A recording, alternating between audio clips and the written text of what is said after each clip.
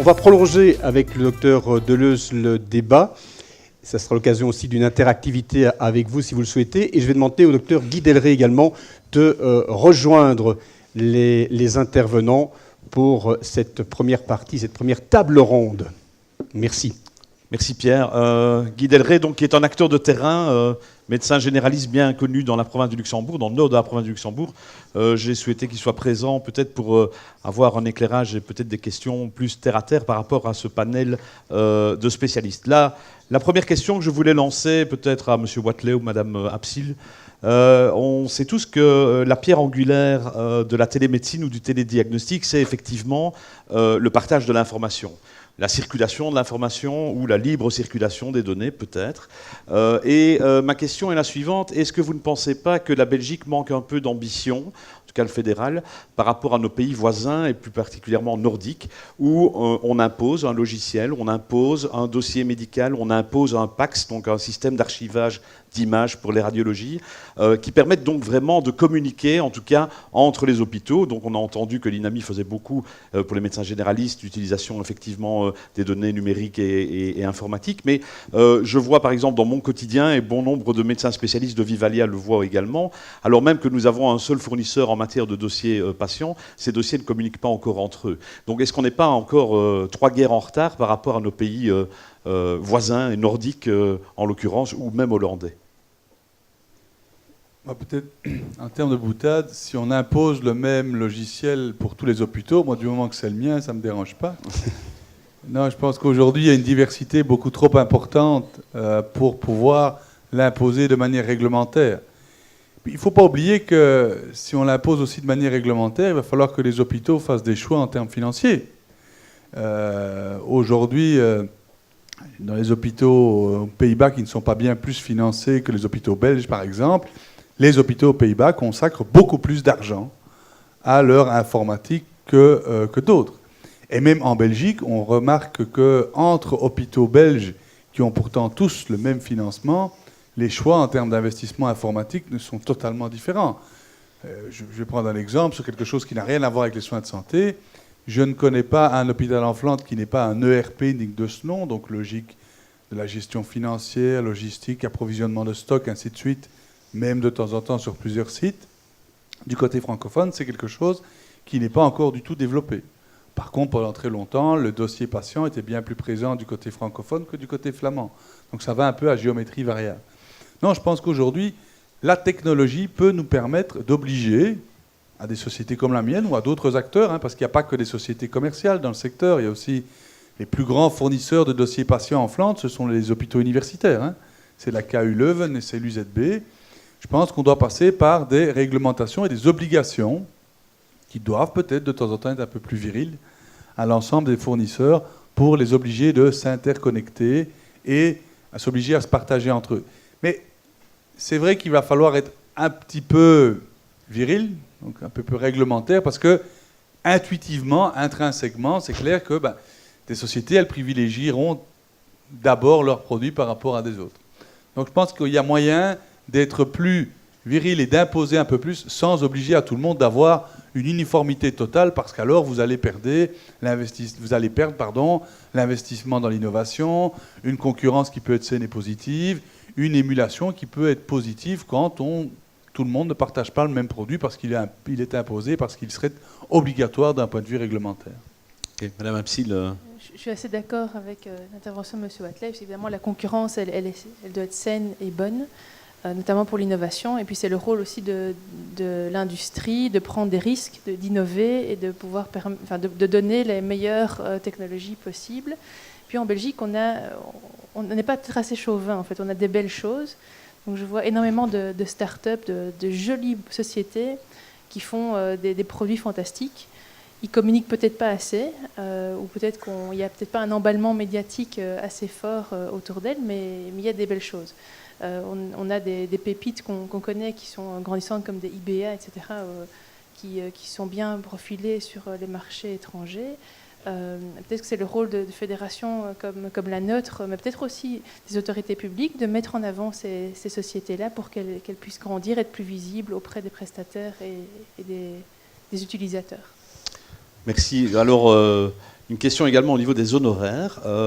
On sait également que tout ce qui est télémédecine, médecine HAD, médecine au domicile, etc., il y a une question d'honoraires également. J'entends bien que l'INAMI planche un peu sur une revalorisation, commence à étudier un peu ce que serait un honoraire de téléconsultation, par exemple.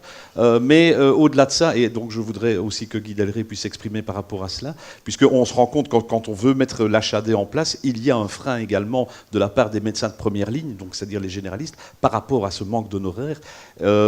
Mais au-delà de cela, est-ce que l'INAMI planche sur des projets de lisser les honoraires hospitaliers pour pouvoir petit à petit les verser plutôt dans les soins au domicile?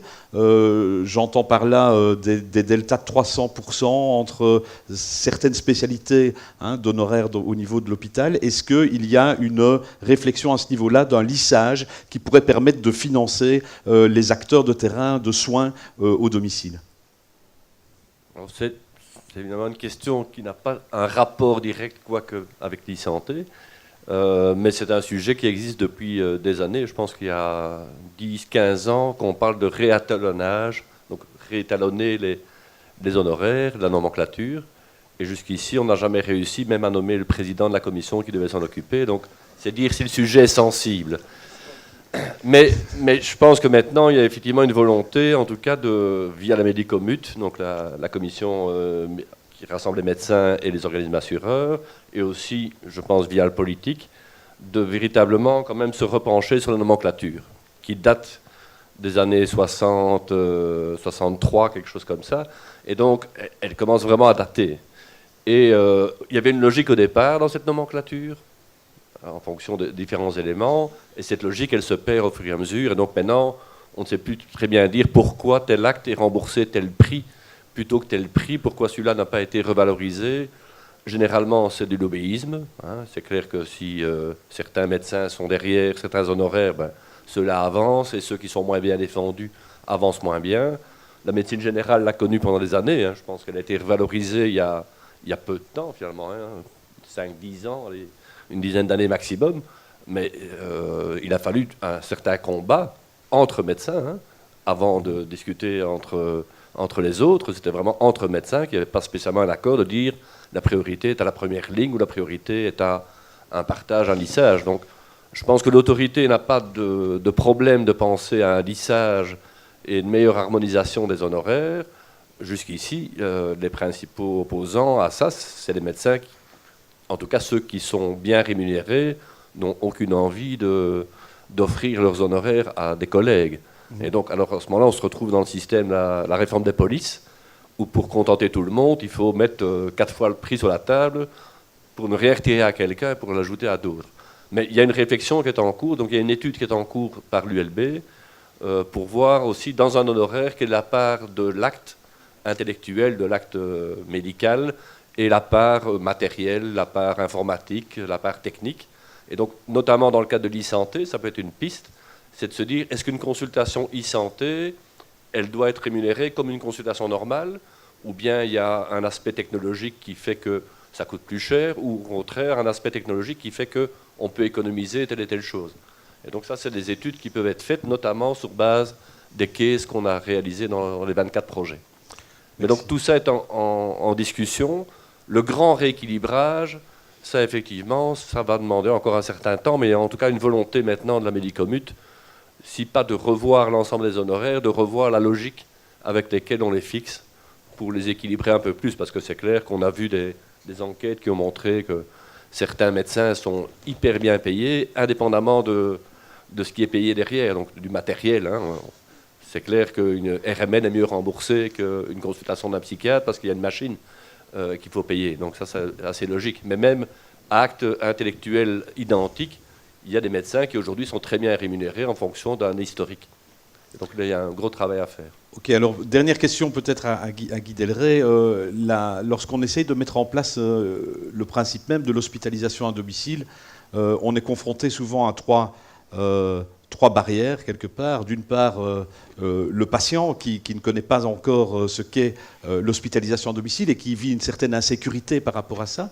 Le médecin de première ligne, qui lui n'a peut-être pas toujours le temps, n'est pas habitué à gérer de l'aigu comme on le gère à l'hôpital, et ne bénéficie pas de ce fameux remboursement. Et le médecin spécialiste qui, n'étant pas encore dans le système, dit à celui qui veut mettre l'hospitalisation à domicile en place, ben, laisse-moi le patient dans le couloir, quand je fais mon tour de salle, il sera mieux soigné. Je voudrais avoir quelque part le sentiment d'un médecin généraliste de terrain ici en province du Luxembourg par rapport à ce qu'on imagine vouloir faire. Je pense tout d'abord... Ça fonctionne ?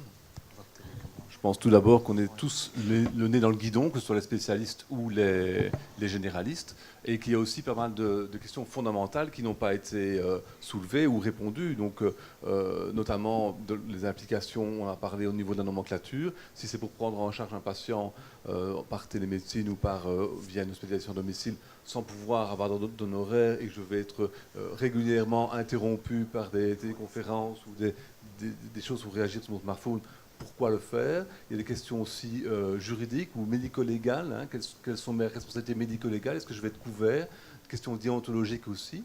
Il y a des freins, la fracture numérique, elle existe chez les patients, c'est certainement. Elle existe aussi encore chez les médecins.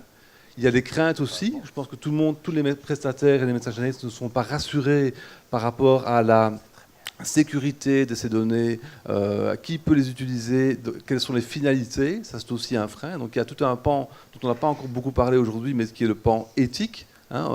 Finalité de récolte de données, pourquoi, qu'est-ce que c'est un consentement éclairé, est-ce que tous ceux qui ont, et pourtant moi je fais la promotion de l'e-santé, de la production de SUMER, que ce soit avec ma casquette au niveau du FAG, et personnellement j'ai fait énormément de SUMER, mais je dois bien reconnaître que même si je fais l'effort d'informer mon patient pour obtenir son consentement éclairé, je ne suis pas sûr qu'il soit éclairé d'égale manière pour tous, hein, et ils n'ont pas nécessairement connaissance de toutes les finalités de cette récolte de données ou de ce partage de données.